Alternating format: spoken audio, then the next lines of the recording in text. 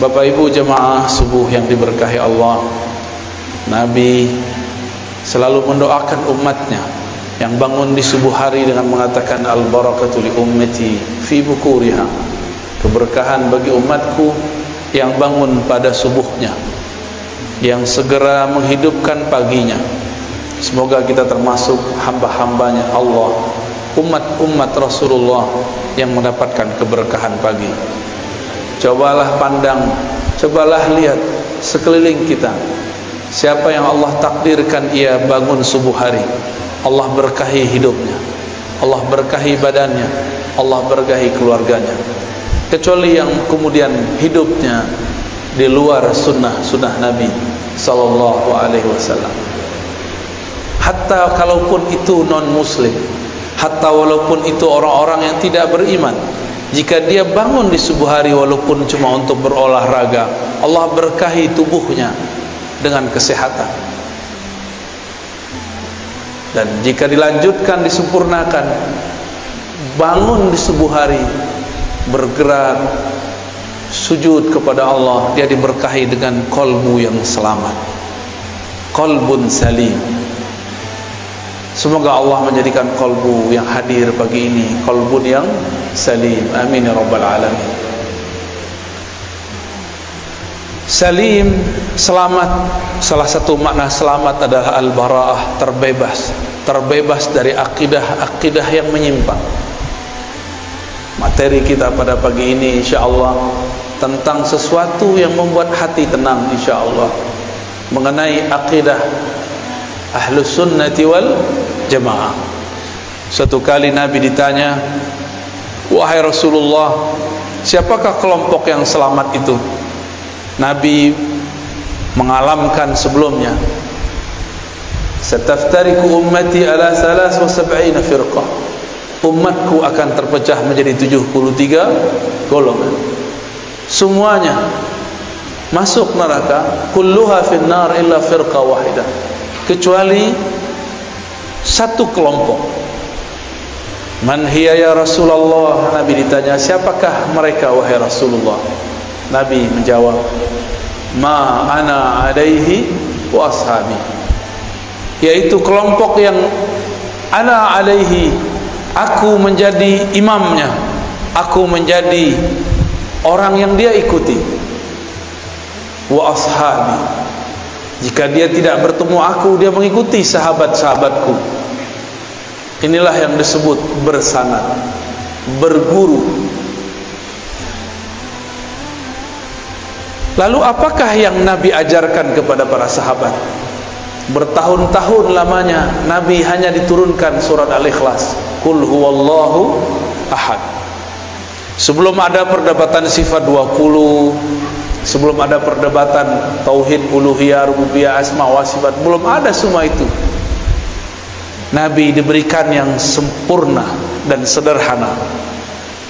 Walaupun saya penganjur untuk belajar sifat 20, tapi kalau Bapak Ibu susah memahaminya, saya berikan jalan yang lebih mudah. Mau? Mungkin di beberapa kajian sudah ada yang mengamati. Itulah yang ada dalam Qul huwallahu ahad. Suatu kali ada seorang panglima Rasulullah sallallahu alaihi wasallam diperintahkan untuk memimpin perang sekaligus memimpin sholat. Setiap satu rakaat, 2 rakaat, di akhir rakaat dia selalu membaca Qul huwallahu ahad. Para sahabat merasa aneh, Rasulullah tidak pernah lakukan itu, kenapa dia lakukan? Ternyata beberapa Rasulullah sama sahabat Rasulullah sama seperti orang-orang hari ini. Kalau Nabi tidak lakukan bid'ah. Ternyata panglima ini lebih cerdas, tidak hanya strategi, dia juga cerdas secara fikih, cerdas secara rohani. Meskipun dia tidak melihat Rasulullah melakukan ini, menutup setiap rakaat dengan Qul huwallahu ahad, tapi dia lakukan. Disinilah kita tahu bahwa tidak semua yang tidak Nabi lakukan itu bid'ah. Pulang dari perang, hadis Sahih Bukhari, Kitabut Tauhid, bab tauhid dalam Sahih Bukhari. sahabat pemimpin panglima perang ini dilaporkan kepada Rasulullah oleh pasukannya, berharap ini pasukan si panglima disidang. Biasa ada karakter sampai saat ini ada yang begitu, suka melapor-laporkan orang, suka mengadu-adu orang. Tapi sahabat yang ini bukan ingin mengadu, ingin mengkonfirmasi benarkah yang dilakukan oleh pemimpinnya. Sampai kepada Nabi kemudian bertanya kembali, tanyakan kepada panglimamu, kenapa ia membaca Qul huwallahu ahad di setiap rakaat. Jangan tanya kepadaku. Walaupun Nabi secara rohani diberitahu oleh Allah, tapi Nabi tidak berhukum dengan hukum yang sir. Nabi tidak berhukum dengan hukum gaib. Nabi tidak berhukum dengan hukum firasat. Nabi tidak berhukum dengan hukum kasyaf. Nabi berhukum dengan hukum zahir. Tanya sahabatmu, panglimamu, kenapa ia menutup setiap rakaat dengan kulhu? Karena orang ini mau cari tahu, maka Nabi SAW langsung berikan dia tugas. Datanglah dia kepada panglima. Wahai tuan panglima, kenapa engkau selesai satu surat di setiap rakaat menutupnya dengan Qul huwallahu ahad, padahal Rasulullah tidak pernah mengajarkan? Kira-kira begitu kalau diterjemahkan bebas. Apa jawaban orang ini? Ana uhibbuha, aku menyukainya, mencintai ayat ini, surat ini. Lianna fiha sifatullah, karena di dalam ada sifat-sifat dan nama-nama Allah. Heranlah si penanya ini, dan dia bawa jawaban itu kepada Rasulullah sallallahu alaihi. Sederhana jawabnya, bukan karena Rasulullah pernah lakukan, tapi karena di dalamnya ada nama-nama Allah, sifat-sifat Allah. Disampaikan kepada Nabi jawabannya. Apa kata Nabi? Akhbirhu, kabarkan kepada panglimamu, innallaha yuhibbu, Allah cinta kepadanya, karena dia cinta kepada sifat-sifatnya. Merinding sahabat ini. Disampaikan kepada tuan panglima, panglima pun terharu. Maka meresapi membaca Qul huwallahu ahad itu cukup. Seandainya Bapak Ibu tidak faham sifat 20 tidak masalah, karena inti sifat 20 adalah menjelaskan surat Al-Ikhlas. Paham Al-Ikhlas, paham sifat 20. Paham sifat 20, paham Al-Ikhlas. Inilah akan jadi oleh-oleh pada pagi ini untuk saudara-saudara yang hadir. Cara meyakini, mempercayai Allah secara mudah, semudah kita membacanya dan menghafalnya. Mau ya? Pertama, Qul, katakan hai Muhammad, huwa Allah ahad. Sudah 3 ya? Huwa Allah ahad. Huwa bahasa Arab artinya dia. Biasanya kata dia disebut sebagai kata ganti ketiga, digunakan pada kalimat kedua. Tapi sekarang, atau pada kata-kata kedua, yaitu kata ganti setelah ada nama yang jelasnya. Ahmad membaca buku, titik, dia mau ujian. Dia ditulis setelah Ahmad, sekarang dibalik. Qul huwa Allah ahad. Katakanlah hai Muhammad, dia dulu, Allah ahad. Apakah Allah salah? Mungkinkah Allah salah? Siapa yang mengatakan Allah salah, dia kafir. Apakah Nabi Muhammad lupa? Yang mengatakan Nabi Muhammad lupa, dia fasik, zindiq, bahkan bisa kafir. Jangan-jangan kita yang tidak mengerti ilmunya. Mengatakan huwa di depan nama yang zahir, berarti huwa pada Allah bukanlah nama ganti, bukanlah kata pengganti. Huwa pada Allah adalah nama. Huwa pada Allah adalah nama. Lebih dulu huwa daripada Allah, sehingga disebutlah huwa ini adalah nama. Nama untuk menghilangkan selain namanya. Oleh karena itu ahli-ahli zikir tidak mempermasalahkan kalau berzikir hu Allah. Allah itu lafaznya dari alif lam lam ha, akhirnya adalah hu. Hu berarti dia juga. Lalu waw itu untuk apa? Waw ini disebut waw tambahan zaidah. Asalnya waw itu tidak ada, lalu diadakan dalam bahasa Arab, maka menjadi huwa. Sebenarnya boleh dibaca hu Allah.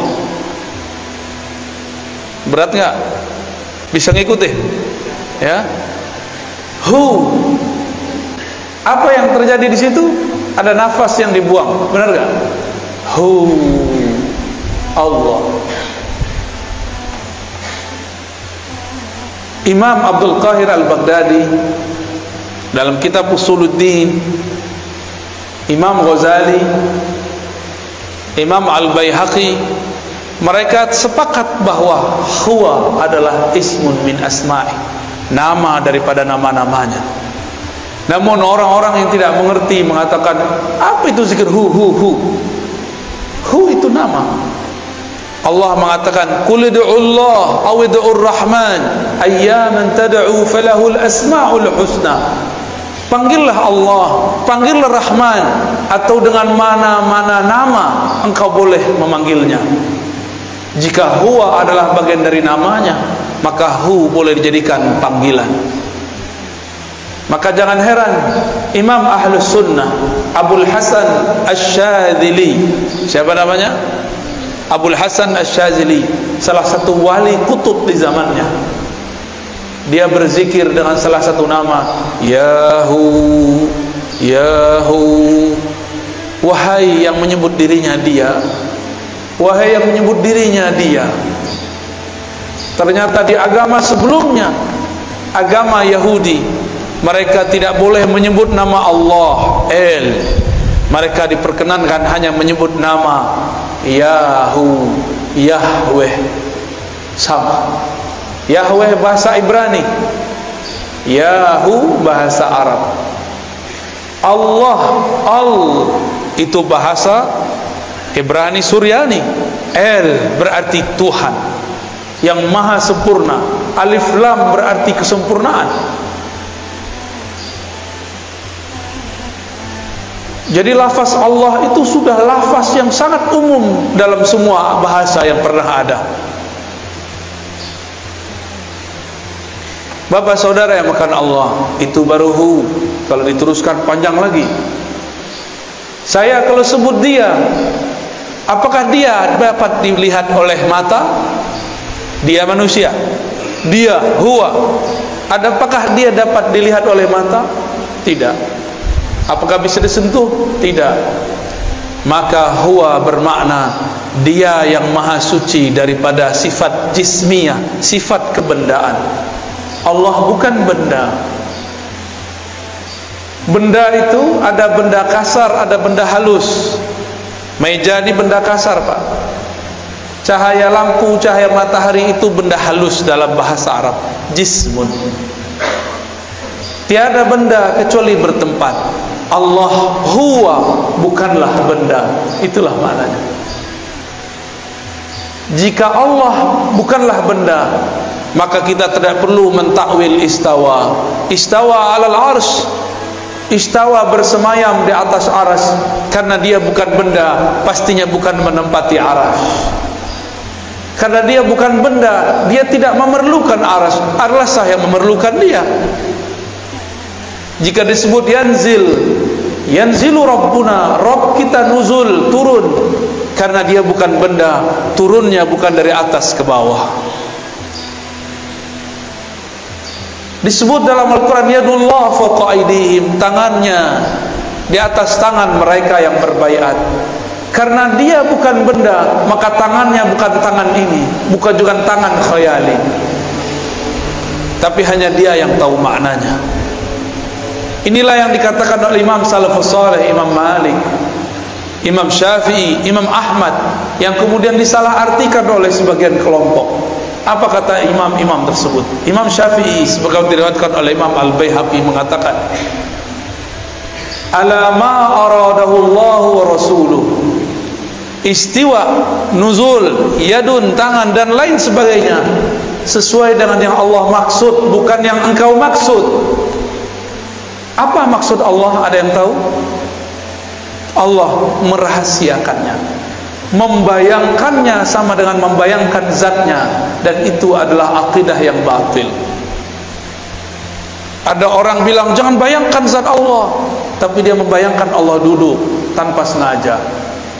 Jangan bayangkan Allah, tapi dia tanpa sengaja membayangkan Allah turun dari aras ke bumi. Berarti dia main-main dengan kata bayang, membayangkan. Jika Allah itu bukan benda, bisakah dipikirkan?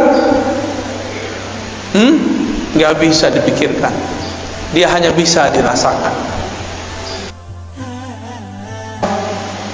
Berat nggak? Baru pagi-pagi udah digoreng nih otaknya nih, tapi ruhnya seneng Pak. Makanya nggak tidur kan? Padahal ngantuk tuh.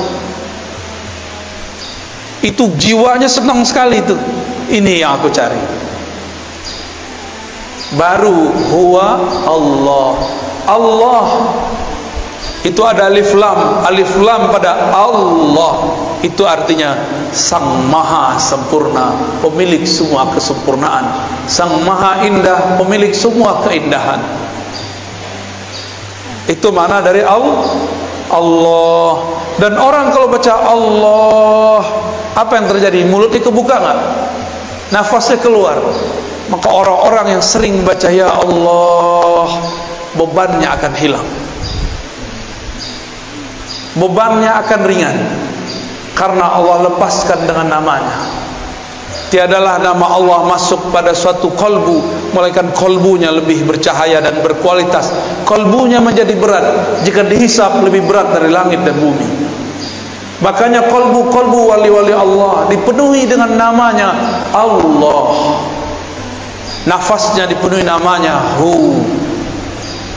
Maka tiada lagi dalam diri orang ini, dari nafas sudah ada Hu, dalam darahnya sudah ada Allah, lafaz Allah. Kalau demikian, maka syaitan tidak dapat mengganggunya. Meskipun tubuhnya bisa dikuasai, tapi kolbunya menjadi singgasana Allah Subhanahu wa ta'ala.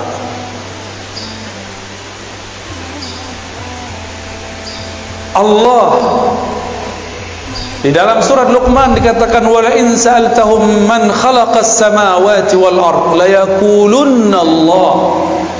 Jika engkau bertanya kepada orang-orang kafir, orang-orang musyrik, maksudnya musyrik Makkah, siapakah yang menciptakan langit dan bumi?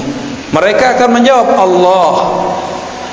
Berarti musyrik Mekah pun tahu bahwa pencipta langit dan bumi adalah Allah. Mereka sekedar tahu, tapi pengetahuannya tidak sempurna, maka dibatalkan di belakang. Qul alhamdulillah, katakanlah syukurlah kalau begitu. Bal aktsaruhum la ya'lamun. Tapi sebenarnya mereka enggak mengerti. Sayang, ayat ini untuk orang kafir dan musyrik, tapi oleh kawan kita sebelah digunakan untuk orang sesama muslim. Mereka mengatakan para sufi, para orang-orang Asy'ari sama akidahnya dengan orang musyrik, percaya Allah pencipta tapi tidak menyembahnya. Maka jangan heran nanti kelompok-kelompok ekstrim ini sekarang sudah mengatakan sufi agama baru. Mereka menuduh Asy'ari sebagai kelompok-kelompok yang sesat, menyesatkan. Mereka akan menyebut selain kelompok dia sesat, padahal mereka kelompok kecil tapi suaranya sangat berisik.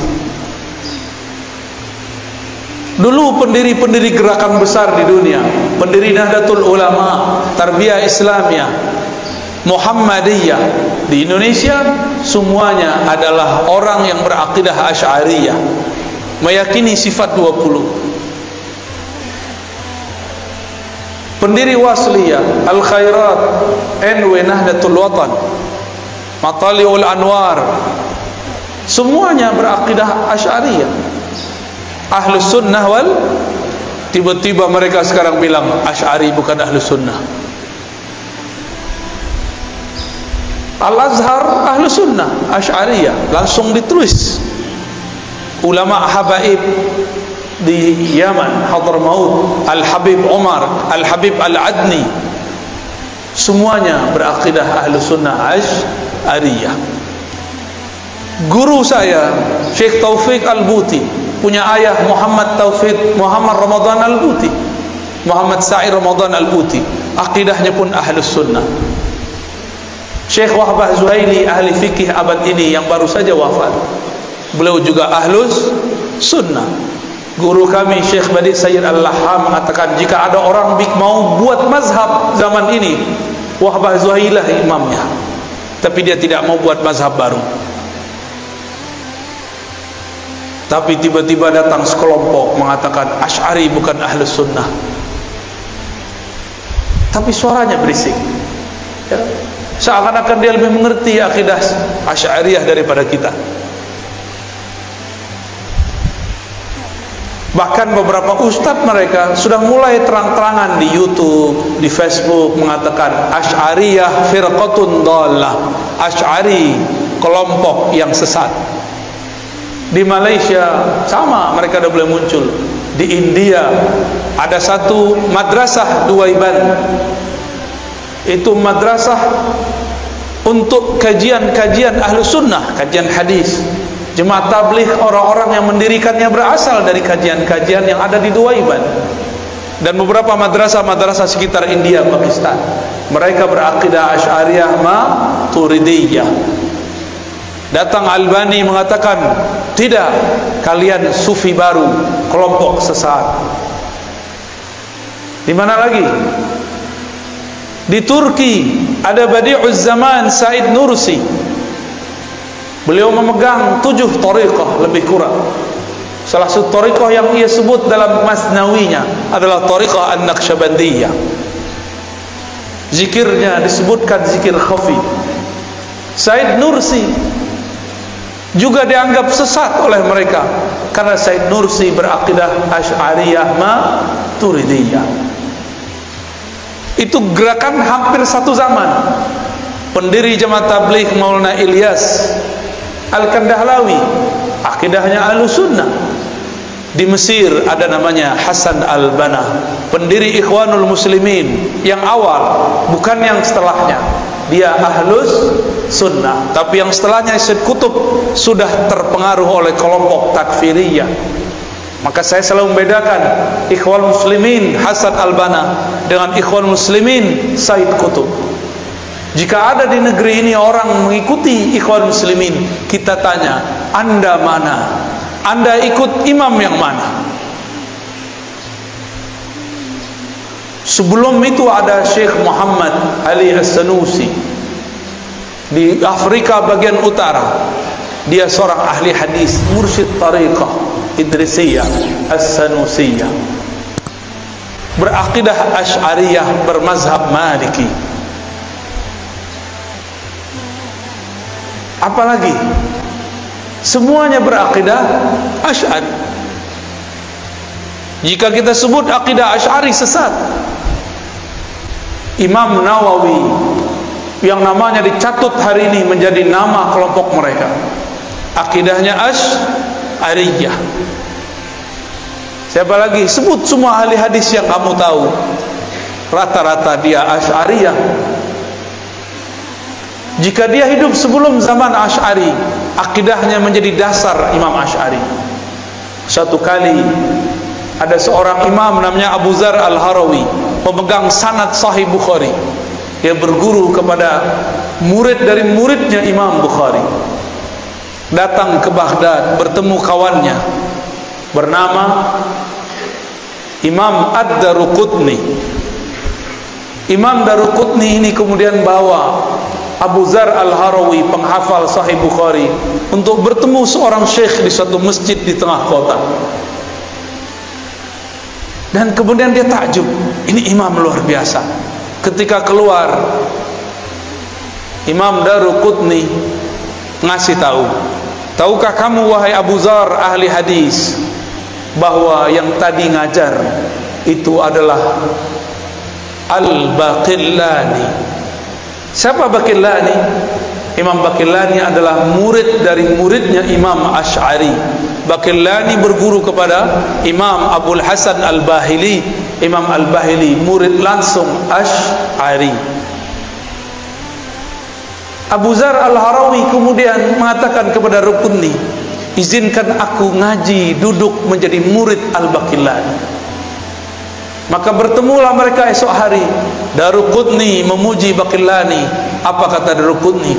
Inilah imam penghancur bid'ah, penegak sunnah, ahlus sunnah yang hakiki. Jadi dulu ulama ahli hadis jika menyebut pemberantas bid'ah, ahlus sunnah, yang dimaksud adalah imam-imam Asy'ariyah. Tapi mereka sekarang putar sejarahnya. Akhirnya Abu Zar Al-Harawi, pemegang Sahih Bukhari, selesai ngaji, karena dia ulama, tidak sampai 6 bulan sudah hafal semua yang dikalamkan Baqillani. Dan dia pun berangkat ke Mekah. Sampai di Mekah, tiadalah Baqillani punya murid ini namanya Abu Zar Al-Harawi. Ia duduk di satu tempat, melainkan Abu Zar Al-Harawi ini dikerubungi oleh semut-semut penuntut ilmu. Karena Abu Zar Al-Harawi adalah manisan yang sangat manis, ilmunya sangat lengkap. Belajarlah banyak orang kepada beliau, belajar Sahih Bukhari plus akidah Imam Asy'ari. Inilah perkembangan nyata, sejarah nyata dalam umat Islam, bahwa Sahih Bukhari diajarkan bersamaan dengan akidah Asy'ariyah. Tapi mereka sekarang juga mengajarkan sunnah, tapi sunnahnya bertentangan dengan akidah pemegang sanad Sahih Al-Bukhari. Walhasil murid-murid Abu Zar, karena dia tinggal beberapa waktu di Mekah, muridnya menyebar ke timur, ke barat, ke utara, ke selatan. Menyebarlah sampai sekarang bertemu salinannya di Maroko, tempat UAS dulu pernah kuliah. Bertemu salinannya, salinan Sahih Bukhari dan penjelasan-penjelasannya, bahwa Abu Zar Al-Harawi ilmunya sampai dibawa ke Maroko. Zaman itu belum ada bus, belum ada mobil, belum ada pesawat, tapi ilmunya dari Mekah dibawa orang ke ujung Afrika bagian barat. Luar biasa. Maka kelompok-kelompok ekstrim Mujassimah yang menjisimkan Allah menuduh Abu Zar dengan kata laknat, laknatullah ala Abi Dar. Jadi dari dulu ahli hadis yang ahlu sunnah sudah disesat-sesatkan, seperti mereka juga menyesatkan kita hari ini. Jadi jangan heran kalau mereka mengatakan laknatullah alaika ya Razi. Wajar, saya sekarang mengajarkan Sahih Bukhari sekalian mengajarkan akidah Imam Asy'ari. Mereka khawatir gelombang Abu Zar Al-Harawi terjadi kembali. Gimana Bapak Ibu? Takut? Mau dihidupkan lagi? Hidupkan lagi. Di sini saya yakin ada ulama-ulama yang ahlullah, yang mereka bisa membaca kitab-kitab Allah dengan hati yang tenang, pikiran yang tajam. Bergurulah kepada mereka. Itu baru kul huwallah. Sekarang kita pindah ke ahad. Ahad. Apa makna ahad? Esa, tunggal. Bukan satu. Satu itu masih bisa dibilang. Tunggal tiada duanya, esa tiada keduanya. Kalau satu masih ada dua. Ini perbedaan angka satu dengan esa. Wahid dengan ahad berbeda. Ahad itu adalah kesendirian Allah dengan zatnya. Bisa diulangi. Ahad itu kesendirian Allah dengan zatnya. Tiada bersamanya kecuali dia semata-mata. Tiada insan, tiada ar-razi, tiada masjid ini, tiada kecuali hanya dia. Maka disebutlah ahad itu namanya yang qadim. Nama apa? Qadim adalah masa sebelum adanya suatu masa azali. Alam kita sekarang disebut dengan alam nyata, alam ciptaan, masa ciptaan. Ini dia. Sebelum alam ini ada namanya azali, sebelum azali ada namanya qadim. Jadi tahu beda qadim dengan azali? Karena beberapa ustadz di pesantren pun bingung apa beda qadim dan azali.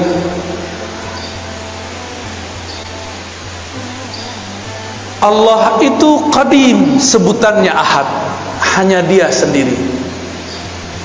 Qadim berarti ma la yasbikuhu ahadun, ma la yasbikuhu adamun. Allah yang tidak pernah tidak ada, tidak pernah tidak ada. Negatif kali negatif positif. Tidak berarti iya. Tidak pernah tidak ada berarti selalu ada. Negatif kali negatif positif. Itu makna dari qadim. Maka ahad adalah sifat Allah, sifat zatnya dan sifat salbiyahnya. Apa arti salbiyah? Sifat yang menafikan, yang tidak pantas kepada Allah Subhanahu wa ta'ala. Tapi lebih tepat kita artikan yang pertama. Inilah sifat zatnya, dia hanya sendiri. Inilah kalam dari Abu Dzar yang dia dapatkan dari riwayat-riwayat Imam Bukhari. Imam Bukhari dapat dari Abu Musa al-Ash'ari, kakek dari Imam Ash'ari. Abu Musa al-Ash'ari radhiyallahu anhu bertanya, wahai Rasulullah, kaifa kana Rabbuna? Bagaimanakah sebenarnya hakikat Tuhan kita? Jadi memang wajar Imam Ash'ari kemudian jadi imam ahli akidah karena kakeknya dulu bertanya akidah. Jadi genetik DNA itu memang suatu hal yang sangat normal. Jangan-jangan Bapak Ibu ini jadi orang soleh sekarang karena doa orang terdahulu. Jangan sok soleh dulu. Jangan-jangan ini berkah dari mereka. Alhamdulillah. Doakan mereka. Maka kita selalu mengatakan Allahumma ighfir lana wa li abaina wa ummahatina. Ya Allah, ampunkan kami dan kakek-kakek kami, orang tua kami, nenek-nenek kami, ibu-ibu kami. Siapa tahu berkah doa mereka kita bisa bangun subuh pagi ini. Alhamdulillahi rabbil alamin. Abu Musa bertanya, mengagetkan tentunya. Tapi bagi Rasulullah girang. Kenapa? Ada sahabatnya yang bertanya yang canggih. Nabi jawab, kana Allah wa la syai'a ma'ah. Itulah makna ahad. Kana Allah, Allah ada.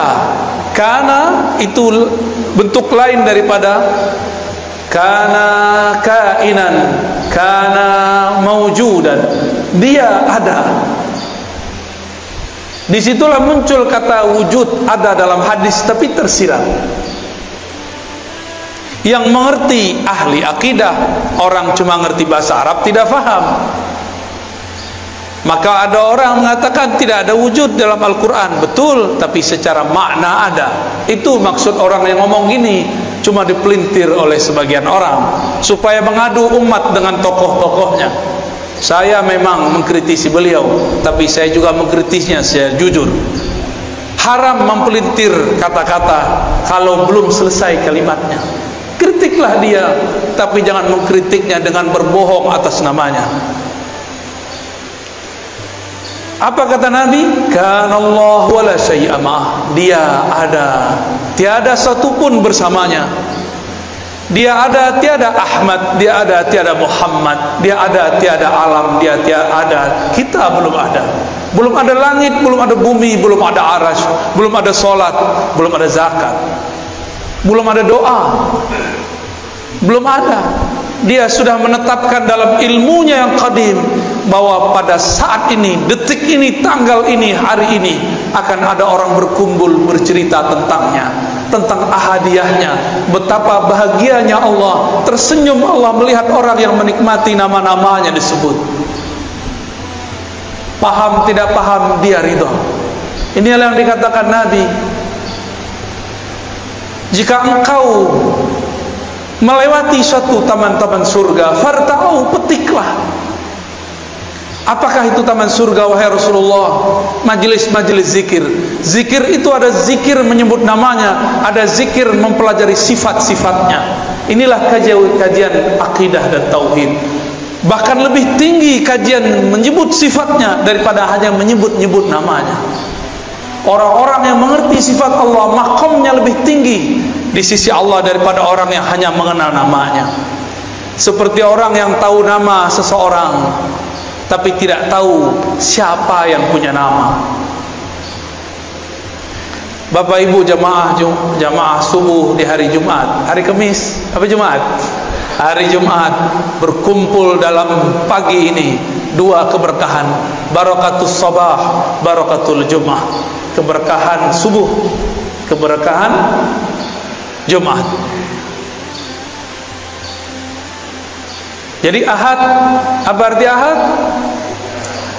Esa, dia dengan kesendiriannya, tiada alam, tiada surga, tiada neraka, tiada Ahad kecualilah ia saja, tiada Ahmad kecuali setelah dihapuskan. Baru kalau faham Ahad, berarti Allah perlu kita enggak? Allah sekarang masih Ahad enggak? Alam dicipta, Allah masih Ahad enggak? Berarti Allah masih sendiri? Jadi hanya Allah yang boleh jomblo, antum enggak boleh jomblo. Allah itu maha jomblo, maha sendiri. Itulah tanda zat yang sempurna. Kenapa kita perlu menikah, perlu teman? Karena kita tidak sempurna. Allah tidak perlu semua itu karena dia maha sempurna. Itulah alif lam dalam lafaz Allah. Kenapa saya jatuh cinta? Karena saya tidak sempurna. Saya butuh objek yang dicintai dan butuh orang yang mencintai. Allah mencinta karena dia bukan benda, dia bukan hanya sifat, dia zat yang maha sempurna. Semua cinta darinya. Jika disebut dia mencintai seseorang, mencintai sekelompok, berarti Allah memberikan, memancarkan kesempurnaannya kepada orang itu. Bukan berarti Allah memerlukan orang itu. Itulah beda kata cinta pada Allah dengan cinta pada kita. Allah mengatakan innallaha yuhibbut tawwabin. Allah mencintai orang-orang yang taubat berkali-kali. Artinya Allah akan memantulkan kesempurnaan ampunannya pada orang yang bertobat. Ini disebut dengan tauhid ahadiyah. Apa namanya? Disebut juga dengan sifat qadimiyah. Tauhidnya tauhid ahadiyah, sifatnya sifat qadimiyah. Selamat pusing. Kok banyak istilah? Ini saya udah kurangin istilahnya, udah didiskon. Ya, udah didiskon nih Bapak Ibu ini. Udah rukhsah, ya. Yaudahlah kalau nggak hafal istilah, cukup katakan ahad, hanya dia. Itulah yang kita baca ba'da salat. La ilaha illallah wahdahu la syarikalah. Lahul mulku wa lahul hamdu yuhyi wa yumiit. Wa huwa ala kulli syai'in qadir. Tiada yang berhak disembah kecuali Allah. Wahdahu la syarikalah. Dialah satu-satunya, tiada sesuatu di sampingnya. Tiada sesuatu yang berserikat dengannya. Apa maknanya? Allah kirim Jibril bukan berarti ia butuh Jibril. Jibril yang perlu dikhidmahkan oleh Allah. Allah kirim Mikail untuk mengantarkan rezeki. Bukan Mikail membantu Allah, justru Mikail terbantu karena berkhidmah kepada wali-wali Allah. Mikail membantu Allah atau membantu kekasih Allah?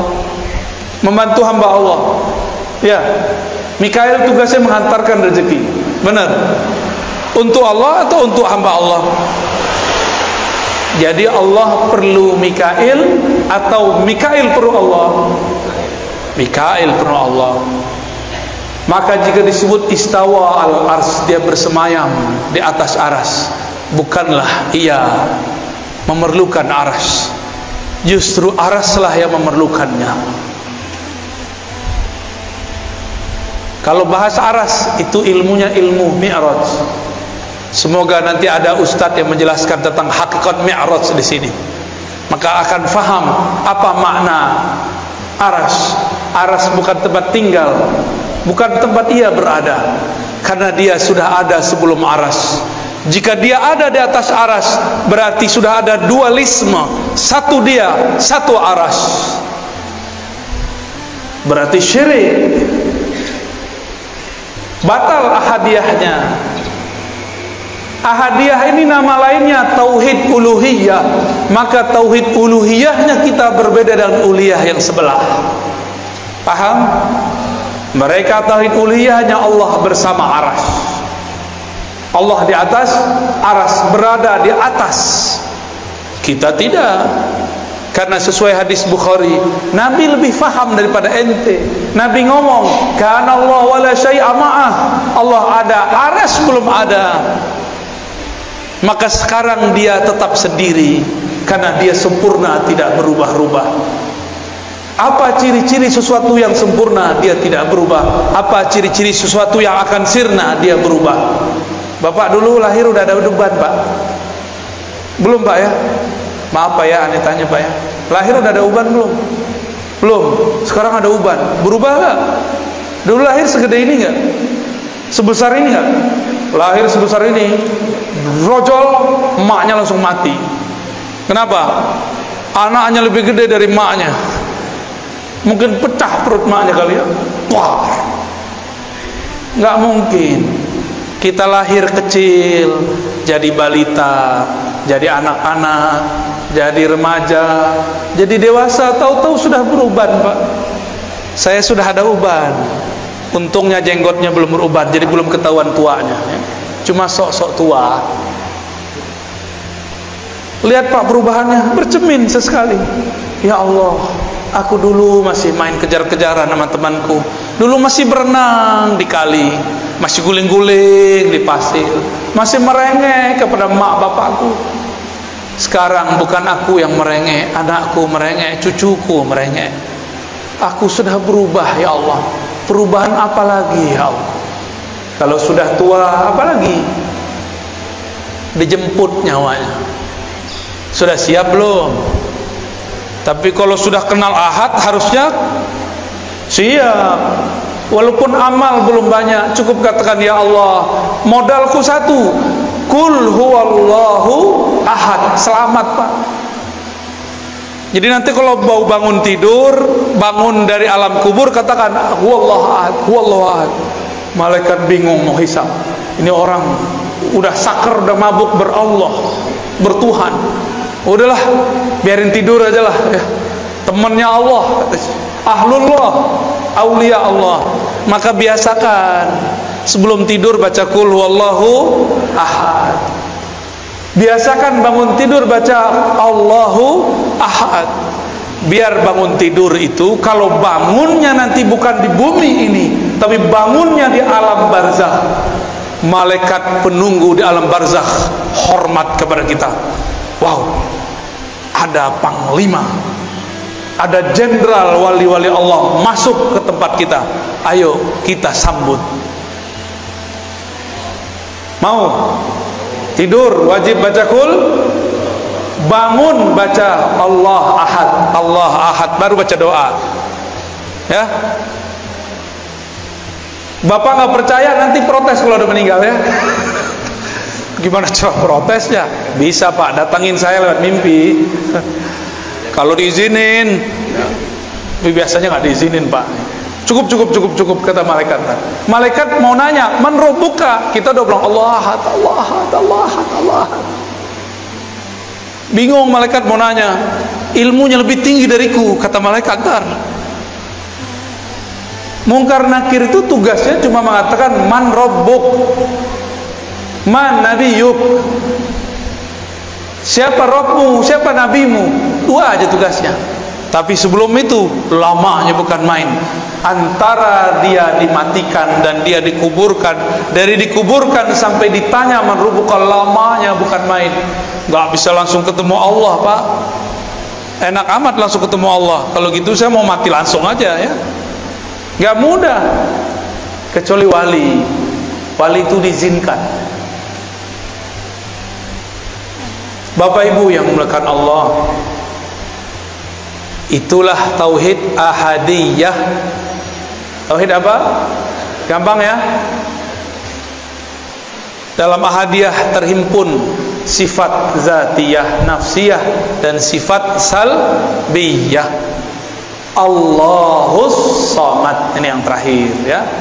Tapi sebenarnya kalau diterusin masih banyak tuh, ada 3 ayat lagi ya. Allahus Samad, Allah lah tempat semua makhluk bergantung. As-Samad inilah sifat ma'ani, disebut tauhid samadiyah. Itulah yang disebut ilmun hayat sama basar ya. Kalam, qadir, yani qudrah, iradah, itu dia di Samad. Allahus Samad artinya semua dari kita, bahkan satu helai di tubuh kita memerlukan campur tangannya. Yang menumbuhkan rambut Allah atau kita? Yang mengedipkan mata kita apa Allah? Yang mendenyutkan jantung Allah apa kita? Beneran? Coba kedipin matanya. Ting. Tuh, nggak kedip. Kedipin matanya, Pak. Bisa? Tuh, jadi kaku kan? Selama ini antum sadar atau tidak mata berkedip? Nggak sadar kan? Itu yang sadar Allah.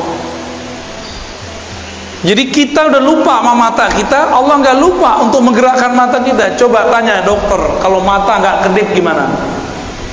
Rusak mata kita. Ingat nggak Pak, jantungnya denyut, berdetak? Nggak ingat. Kita nggak sempet hatta tanya tuh dokter, Pak dokter, Bu dokter, kamu ngurus jantungmu nggak? Bilang ke jantungmu, tung berdenyut yang biasa dong. Pas ketemu kekasih, dia deg-degan, duh. Kita ngomong ke jantung, tung, yang tenang tung. Nggak bisa, dia bergerak terus. Karena bukan kitalah yang mendenyutkan satu denyutan dalam jantung, Allah Subhanahu. Maka kita nggak sadar alam yang dalam tubuh ini bergerak. Apakah Bapak Ibu yang mengalirkan darah ke ujung jari, darah ke ujung rambut, ujung kepala? Ya, rambut kita kan tumbuh di kepala. Di kepala itu ada darah pastinya. Jika dia tersumbat jadilah uban. Jadi itu udah alarm itu Pak. Bukan nakut-nakutin Pak, emang ini menakutkan ya. Selamat ketakutan. Allahus Samad.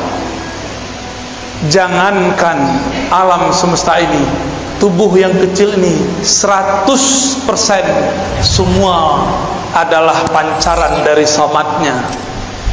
Maka kita ini tiada hidup kecuali karena Allahus Samad. Dalam As-Samad itu adalah berkata kun. Jika dia berkehendak, dia berkata kun. Dua sifat ini, ahadiyah, samadiyah, itu gabungan jadi sifat 20. Gampang toh? Tuh khatam langsung sifat 20. Cuma detailnya belum. Mahal itu Pak. Mahalnya tidak dapat dibeli, tapi karena sayang dikasih jua. Alhamdulillah Rabbil Alamin.